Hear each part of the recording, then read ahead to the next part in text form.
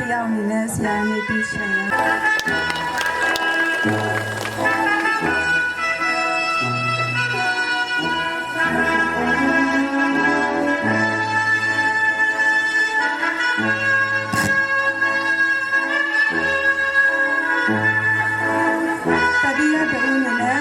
ခွန်စင်ရစင်မြင့်ထက်တော့ရေးစားစာဖိတ်ခေါ်ပါရှင်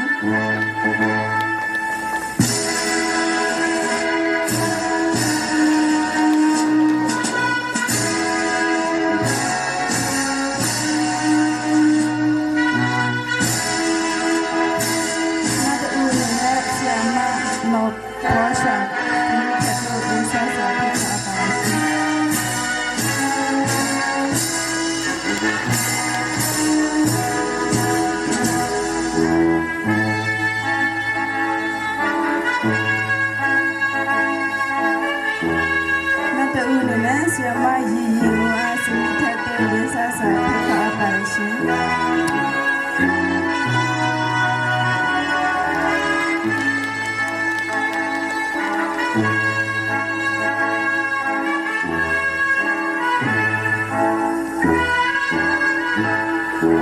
နောက်တစ်ဦးအနေနဲ့ဆရာမလော်ဇီဇန်နာဖိတ်ခေါ်ပါရှင်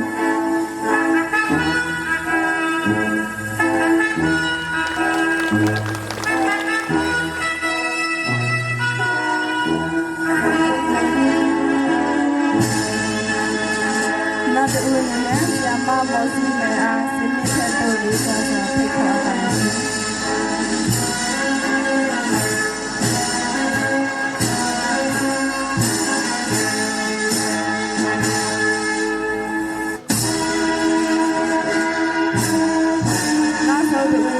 ဆရာမမော်ဘူးမဲအားစင်မြင့်